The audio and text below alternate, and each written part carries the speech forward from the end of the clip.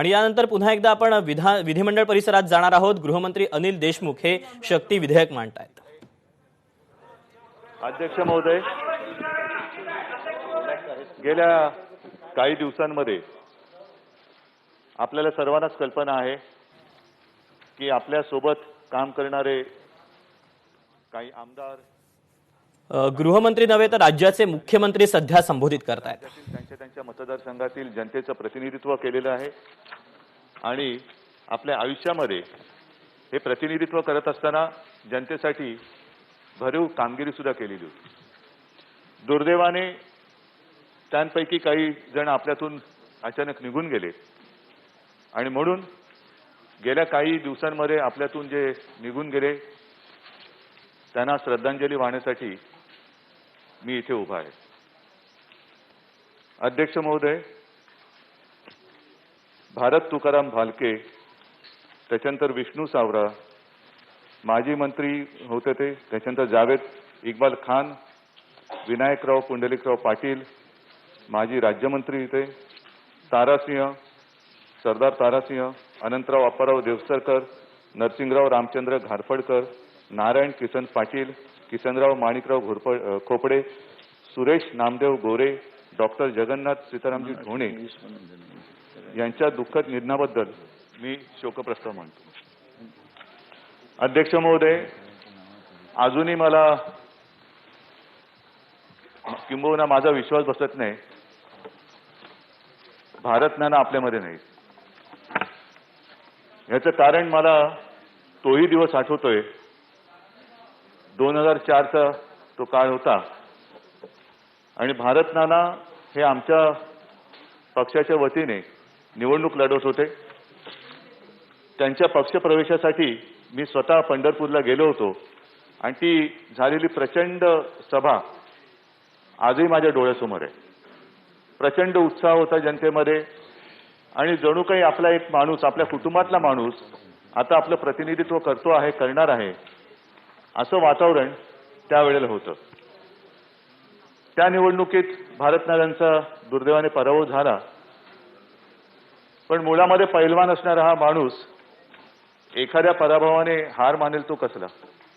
त्याने त्यांचं काम चालू ठेवलं, स्वतःची एक ओळख निर्माण केली आणि ही ओळख निर्माण केल्यानंतर सतत जनतेचे प्रश्न मांडत राहणं, जिद्दीने चिकाटीने ते धसास लावणं, स्वतःची एक ओळख करून दिली। समोर बघितल्यानंतर हा माणूस करारी, कारण पैलवान होतेच, धिप्पाड आणि असं कठोर वाटायचा, पण बोलायला लागल्यानंतर त्यांच्यातली जी एक संवेदनशीलता होती, जनतेप्रती त्यांची जी एक भावना होती ती प्रामुख्याने दिसून यायची। लढत राहिल्यानंतर आत्ताचं जे एक वातावरण आहे कोरोनाचं, जगभर या कोरोनाच्या संकटाने सर्वांनाच ग्रासलेलं आहे। दरम्यानच्या काळामध्ये भारत नानांना कोरोना झाला, पण त्याच्यावरही त्यांनी मात केली। मुळामध्ये लढवय्या माणूस कोरोनावरती मात केली, पण काही लढाया अशा असतात की शत्रू कसा घात करेल आणि कसा तो विजय मिळवेल सांगता येत नाही। कोरोनातून बाहेर पडल्यानंतर इतर या काही त्यांच्या सहव्याधी होत्या आणि इतर काही जे दुष्परिणाम व्हायचे होते त्याच्यामुळे कुटुंबियांची काळजी, किंबहुना कुटुंबीय आणि इतर सर्वजण त्यांना सांगत होते की नाना थोडी काळजी घ्या, थोडं थांबा, पण त्याकडे दुर्लक्ष करून नाना लढत राहिले आणि लढता लढता आपल्यातून निघून गेले। ही अशी माणसं ज्या वेळेला सोबत काम करत असतात त्यावेळेला साहजिकच आहे आपल्याला सुद्धा एक हुरूप येत असतो, एक सच्चा सहकारी आपल्या सोबत काम करतोय, चांगलं काम होतंय ह्याचं सुद्धा एक समाधान असतं। पण दुर्दैवाने भारत नाना अनपेक्षितरित्या आपल्यातून निघून गेले।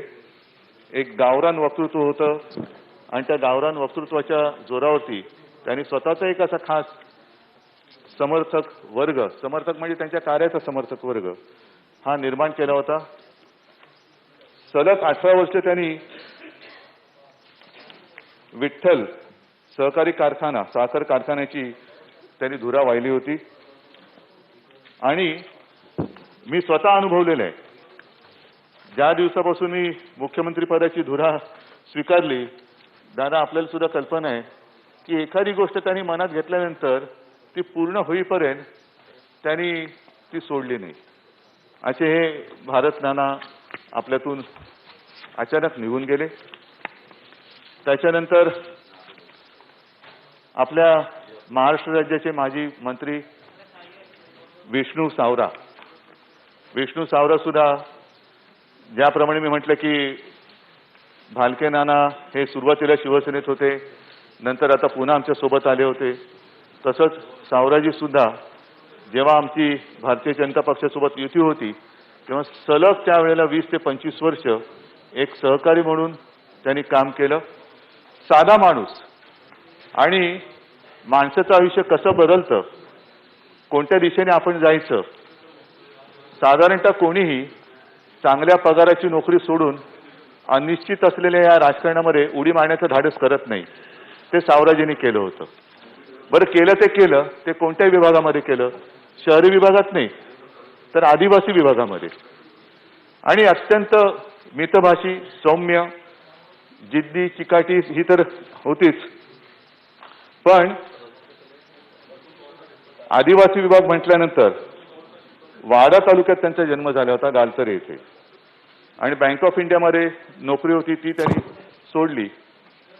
नंतर अरविंद आश्रमशाळा, माधवराव काणे आश्रमशाळा, छत्रपती शिक्षण मंडळ, कल्याण प्रगती प्रतिष्ठान अशा विविध ठिकाणी त्यांच्या सामाजिक कार्यात त्यांनी सक्रिय भाग घेतला. आदिवासी विकासात मोलाचं योगदान दिलेल्या सावरा यांचं व्यक्तिमत्व मी मगाशी म्हटल्याप्रमाणे मितभाषी, संयमी आणि कर्तव्यदक्ष होते. असा हा माणूस ज्या वेळेला पालघर जिल्हा नव्याने निर्माण झाला तेव्हा त्या पालघर जिल्ह्याचा प्रथम पालकमंत्री होण्याचा मान सुद्धा त्यांना मिळाला. आणि कधीही कर्तव्याला न चुकणारा असा हा एक चांगला लोकप्रतिनिधी आपण गमावलेला आहे.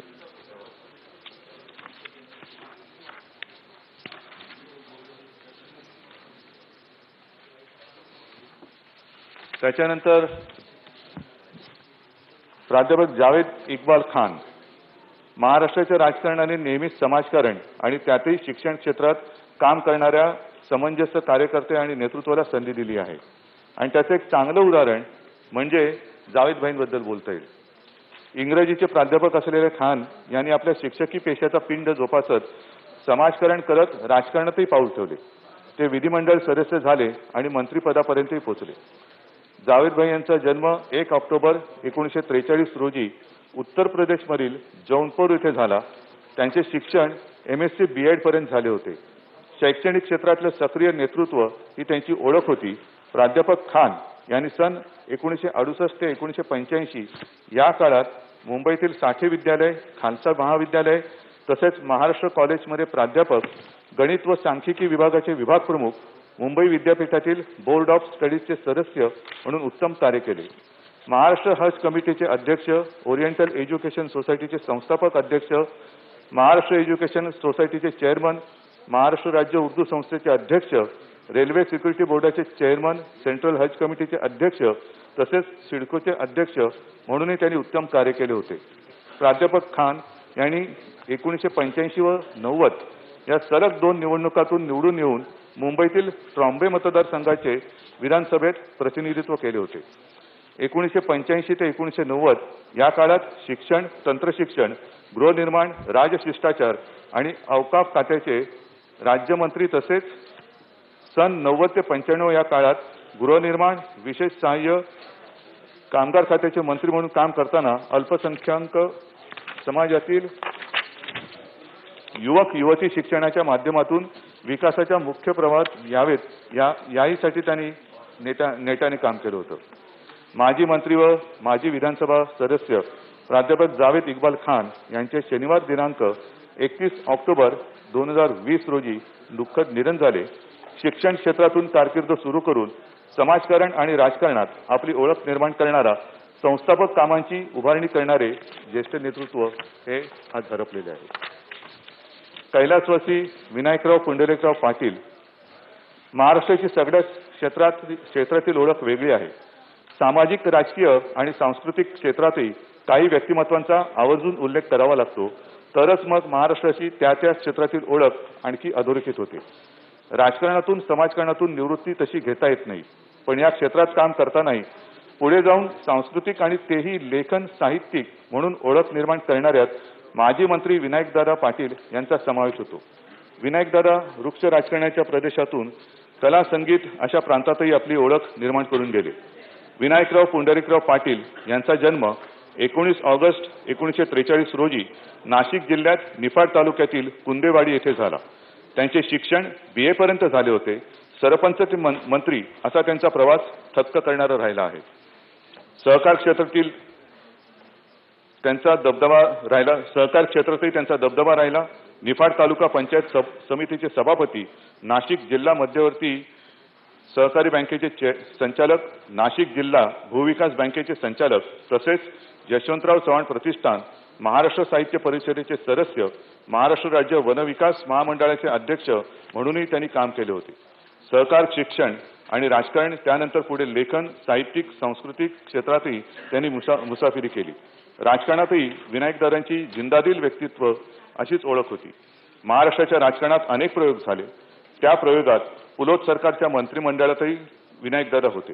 त्यामुळे विनायकदादांकडे महाराष्ट्राच्या राजकीय संसदीय अशा कोणकोणत्या गोष्टींची सर्वार्थाने अनुभव संपन्नता असेल याचा आपल्याला अंदाज बांधता येईल. विनायकदादा पाटील 1978 मध्ये नाशिक जिल्ह्यातील निफाड मतदारसंघातून विधानसभेवर तर 1982 मध्ये विधानसभा सदस्यांद्वारा महाराष्ट्र विधान परिषदेतही निवडून आले होते.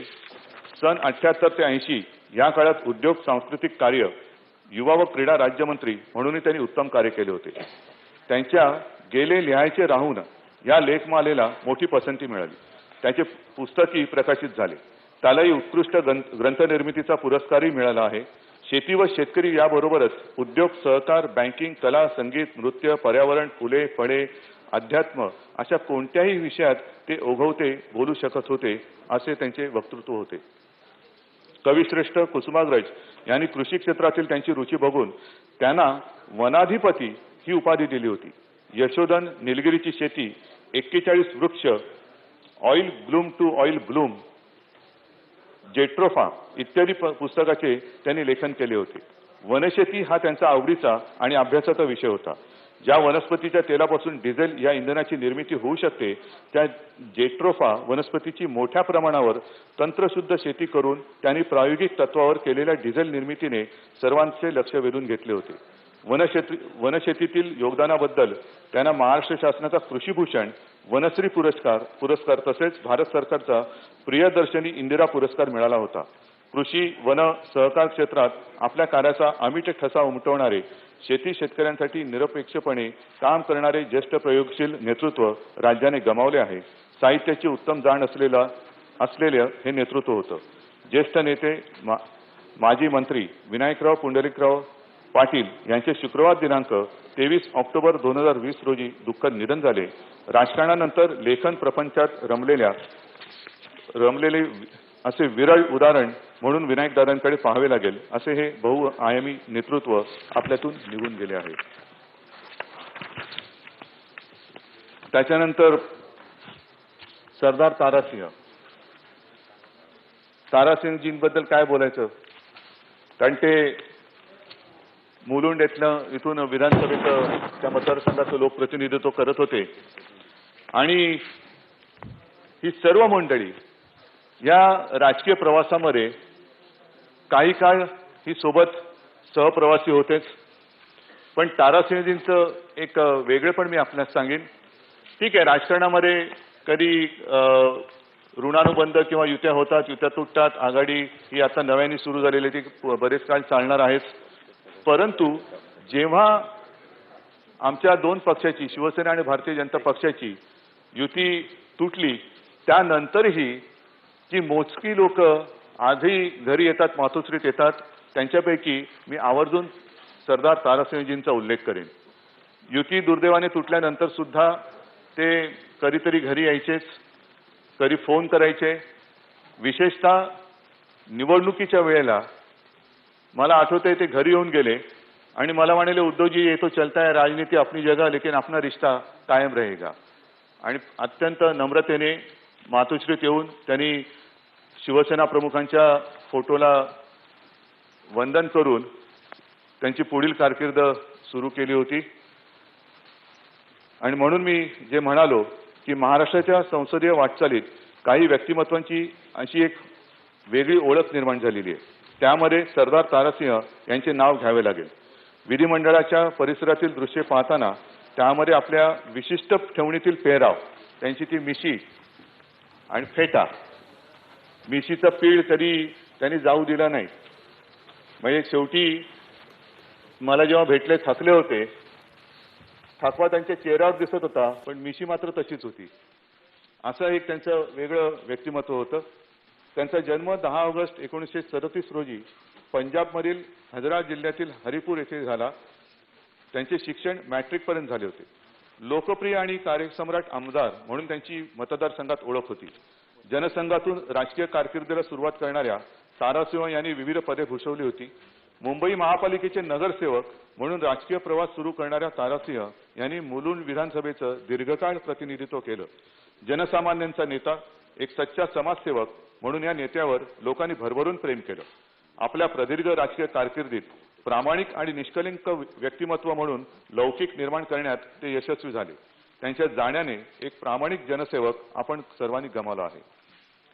सरदार तारासिंह यांनी भांडूप येथील SPS विद्यालयाचे अध्यक्ष, सरदार प्रतापसिंह एज्युकेशन संस्थेचे संस्थापक, GTP नगर पंचायती गुरुद्वाराचे अध्यक्ष, पडगा येथील साईबाबा मंदिर ट्रस्टचे विश्वस्त, सरदार तारासिंह मानव सेवा ट्रस्टचे अध्यक्ष म्हणूनही काम केले. नांदेडच्या सचखंड गुरुद्वारे प्रबंधक समितीचेही ते अध्यक्ष होते. सन 1984 ते 99 या काळात त्यांनी मुंबई महानगरपालिकेत नगरसेवक, स्थायी समिती व आरोग्य समितीचे सभापती म्हणून काम केले होते. त्यांना राज्यपालांद्वारे आदर्श नगरसेवक म्हणून पुरस्कारही मिळाला होता. मुंबई शहरातील अनेक शैक्षणिक व सामाजिक संस्थांशी त्यांचा निकटचा संबंध होता. सरदार तारासिंह हे सन 99, 2004, 2009, 2014 असे 4 वेळा मुंबईतील मुलुंड मतदारसंघातून महाराष्ट्र विधानसभेसाठी निवडून आले होते. माजी विधानसभा सदस्य तारासिंह नंदराजोग सरदार यांचे शनिवार दिनांक 19 सप्टेंबर 2020 रोजी दुःखद निधन झाले.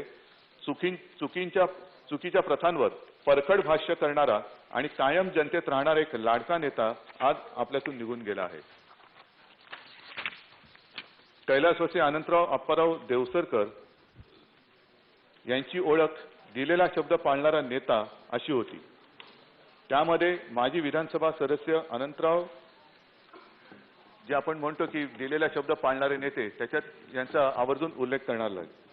अनंतराव देवसरकर यांचा जन्म 1 जुलै 1936 रोजी यवतमाळ जिल्ह्यातील उमरखेड तालुक्यातील देवसरी येथे झाला. त्यांचे शिक्षण BA LLB पर्यंत झाले होते.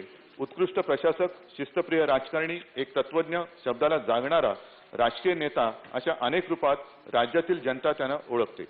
कुणबी समाज संस्थेच्या शैक्षणिक संकुलाच्या रूपाने त्यांचे शिक्षण क्षेत्रातील काम मैलाचा दगड ठरले असून त्याचा जिल्हाभर विस्तार झालेला आपल्याला पाहायला मिळतो.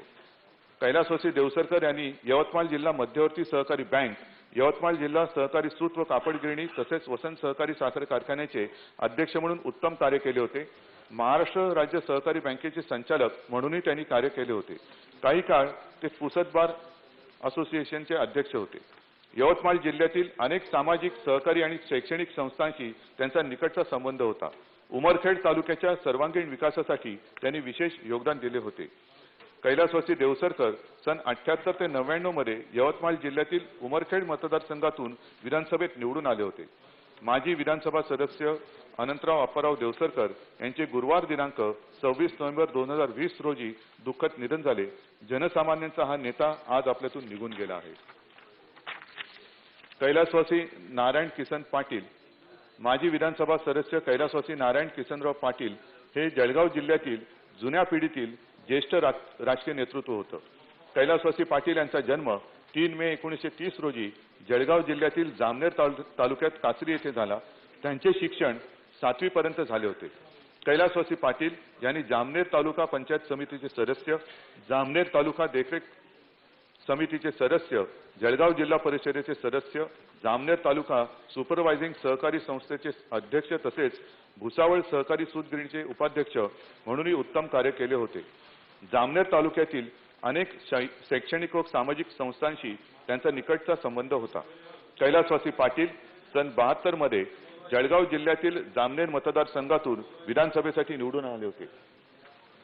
माजी विधानसभा सदस्य नारायण किसन पाटील यांचे सोमवार दिनांक 21 सप्टेंबर 2020 रोजी दुःखद निधन झाले. तळागाळातील लोकांच्या प्रश्नांची जाण, सहकार्याचे उत्तम आणि सखोल ज्ञान असलेल्या श्री पाटील यांच्या निधनाने जामनेर तालुक्याचे खंबीरपणे नेतृत्व करणारा नेता काळाच्या पडद्याआड गेला आहे. कैलासवासी नरसिंगराव रामचंद्र घारफळकर शेतकरी शेतमजुरांच्या प्रश्नात लढणारे नेतृत्व म्हणून नरसिंगराव रामचंद्र घारफळकर यांची ओळख होती. यवतमाळ जिल्ह्यातील ज्येष्ठ आणि अभ्यासू नेते म्हणून कैलासवासी घारफळकर यांच्याकडे बघितले जात असे. कैलासवासी घारफळकर यांचा जन्म 23 डिसेंबर 1933 रोजी यवतमाळ जिल्ह्यात बाभुळगाव तालुक्यातील घारफळ येथे झाला. त्यांचे शिक्षण BA पर्यंत झाले होते. कैलासवासी घारफळकर यांनी यवतमाळ जिल्हा फॉरवर्ड ब्लॉक पक्षाचे अध्यक्ष तसेच यवतमाळ जिल्हा परिषदेचे सदस्य म्हणूनही उत्तम कार्य केले होते. त्यांनी बहिराम येथील कापूस सत्याग्रहाचे नेतृत्व केले होते. बिहारमधील भीषण दुष्काळी परिस्थितीत मदत फेरी काढून त्यांनी भरीव मदत केली होती. यवतमाळ येथील शेतकरी आंदोलनात त्यांनी सक्रिय सहभाग घेतला होता. शेतकरी शेतमजुरांच्या सर्वांगीण विकासासाठी त्यांनी विशेष योगदान दिले होते. यवतमाळ जिल्ह्यातील अनेक शैक्षणिक व सामाजिक संस्थांशी त्यांचा निकटचा संबंध होता. कैलासवासी घारफळकर सन 72 मध्ये यवतमाळ विधानसभा मतदारसंघातून विधानसभेसाठी निवडून आले होते. माजी विधानसभा सदस्य नरसिंगराव रामचंद्र घारफळकर यांचे दिनांक 20 ऑक्टोबर 2020 रोजी दुःखद निधन झाले. कष्टकरी आणि शेतकऱ्यांप्रती कळवळा असलेले हे जुने मार्गदर्शक नेतृत्व आपल्यातून काळाने हिरावून नेले आहे. किसनराव माणिकराव खोपडे महाराष्ट्राला जुन्या जाणत्या नेतृत्वाची पक्षीय निष्ठावंतांची एक परंपरा आहे. या परंपरेत धुळ्याचे माजी विधानसभा सदस्य किसनराव माणिकराव खोपडे यांचा समावेश करावा लागेल. नगरसेवक ते विधानसभा सदस्य आणि विविध क्षेत्रात काम करताना कैलासवासी खोपडे यांचा धुळे जिल्ह्यात आजही आवर्जून उल्लेख केला जातो. कैलासवासी खोपडे यांचा जन्म 30 ऑगस्ट 1936 रोजी धुळे येथे झाला. धुळे शहरातील अनेक शैक्षणिक व सामाजिक संस्थांशी त्यांचा निकटचा संबंध होता. श्री शिवाजी युवक क्रीडा मंडळाचे अध्यक्ष, रिमांड होमचे संचालक, रेड क्रॉस संस्थेचे कार्यकारी सदस्य, ज्ञानदा पुस्तक पेढीचे अध्यक्ष, भारत सोव्हिएत सांस्कृतिक संघाचे प्रमुख संघटक तसेच धुळे नगर परिषदेचे नगरसेवक म्हणून त्यांनी खूप उत्तम प्रकारे काम केले. धुळे शहराच्या सर्वांगीण विकासासाठी त्यांनी विशेष योगदान दिले होते.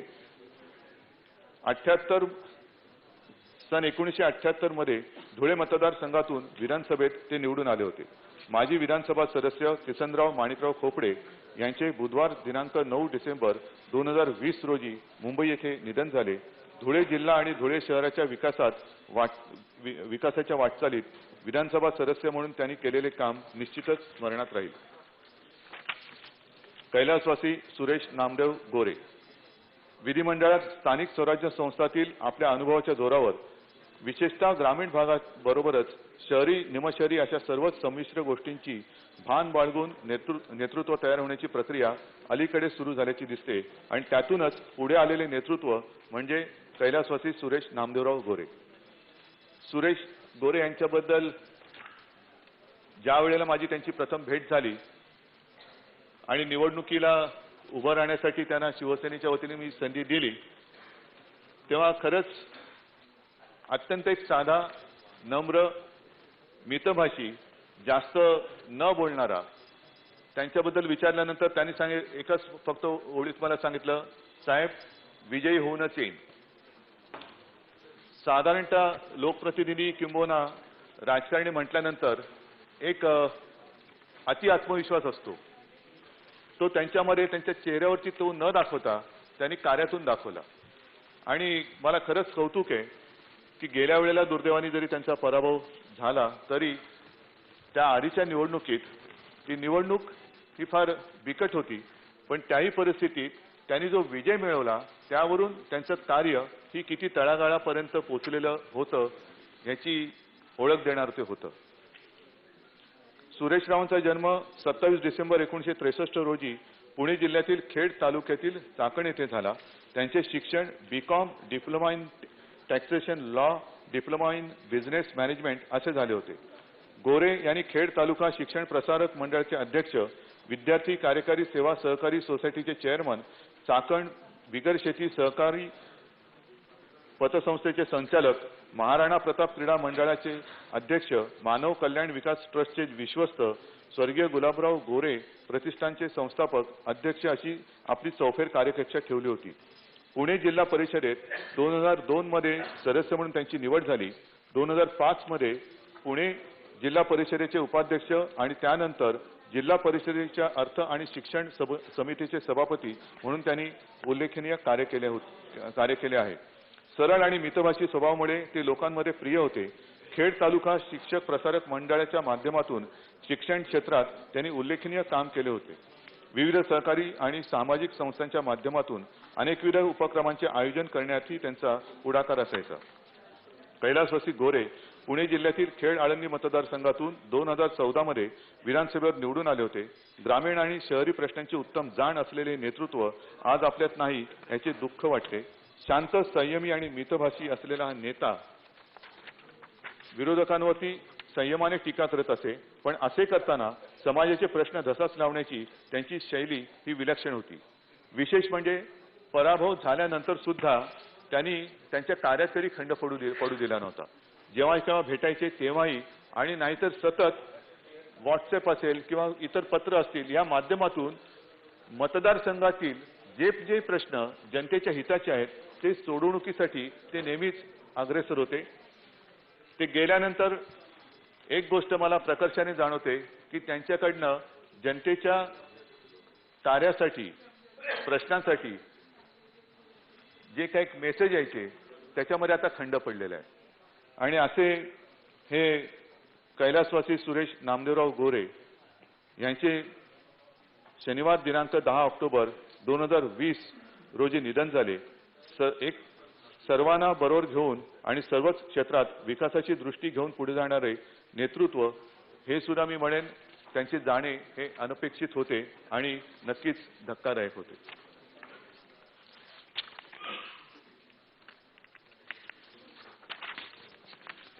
कैलासवासी डॉक्टर जगन्नाथ सीतारामजी ढोणे आपल्या विधिमंडळाची म्हणजेच पर्यायाने महाराष्ट्राच्या संसदीय परंपरेची श्रीमंती ही आहे की आपल्या या सभागृहात उच्च विद्या विभूषितांनीही लोकशाही प्रणालीतील निवडणुकांच्या मार्गाने स्थान मिळवले आणि त्या अर्थाने आपली परंपरा समृद्धही केली.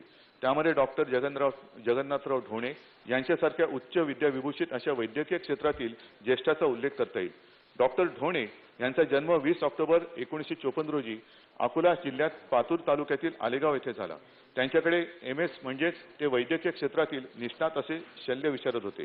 कैलासवासी डॉक्टर ढोणे यांनी पातूर तालुका शेळी मेंढी पालन सहकारी संस्थेचे संस्थापक, अकॅडमी ऑफ मेडिकल सायन्सेसचे अध्यक्ष, प्रियदर्शिनी ग्रामीण व आदिवासी उत्कर्ष फाउंडेशनचे संस्थापक अध्यक्ष तसेच इंडियन मेडिकल असोसिएशनचे सदस्य म्हणूनही उत्तम कार्य केले होते. त्यांच्या निधनाने विदर्भाच्या विकासासाठी सतत संघर्ष करणारे अभ्यासू नेतृत्व राज्याने गमावले आहे. आपल्या वैद्यकीय सेवेने सामाजिक क्षेत्रात अमूल्य योगदान देणाऱ्या डॉक्टर ढोणे यांच्या निधनाने 18 पगड जाती आणि 12 बलुतेदारांच्या प्रश्नांची जाण असलेला, त्यांच्या विकासासाठी तळमळीने काम करणारा नेता आपल्यातून निघून गेला आहे. कैलासवासी डॉक्टर ढोणे 1990 मध्ये अकोला जिल्ह्यातील अकोट मतदारसंघातून महाराष्ट्र विधानसभेवरती ते निवडून आले होते. माजी विधानसभा सदस्य डॉक्टर ढोणे यांचे दिनांक 27 ऑक्टोबर 2020 रोजी दुःखद निधन झाले आणि त्यांनी अनेक सामाजिक प्रश्नांना वाचा फोडत तळागाळातील लोकांना न्याय मिळवून देण्याचे काम केले. अध्यक्ष महोदय, या शोक प्रस्तावाच्या निमित्ताने मला एक गोष्ट प्रकर्षाने जाणवली, ती म्हणजे आपल्यातील जुनी जाणती आणि अनुभव संपन्न माणसं आपण हरवून बसत आहोत. किती ज्येष्ठ आणि अनुभवी नेते आपल्याला सोडून गेले आहेत. यात काही जणांना कोरोनाने आपल्यापासून दूर नेले आहे. राजकारणातील कित्येक पिढ्या आणि सामाजिक स्थित्यंतर पाहिलेली माणसं आहेत. समाजाच्या शेवटच्या माणसांचे प्रश्न माहीत असलेली, त्यासाठी तळमळीने काम करणारी पिढी होती. या सर्वांनी आपल्या कामातून समाजसेवेची वाट अशी प्रकाशमान करून ठेवली आहे की कित्येक नवीन पिढ्या या प्रकाश वाटेवरून पुढे जाऊन जनसेवा करू शकतील. त्यांच्या कार्यातून प्रेरणा घेऊ शकतील. या सर्वांचे जनसेवेचे काम अमर आहे. राज्य विकासाची निष्ठा प्रेरणादायी आहे. अशा या सर्व थोर समाजसेवकांना मी वैयक्तिकरित्या तसेच सभागृहाच्या वतीने भावपूर्ण श्रद्धांजली अर्पण करतो.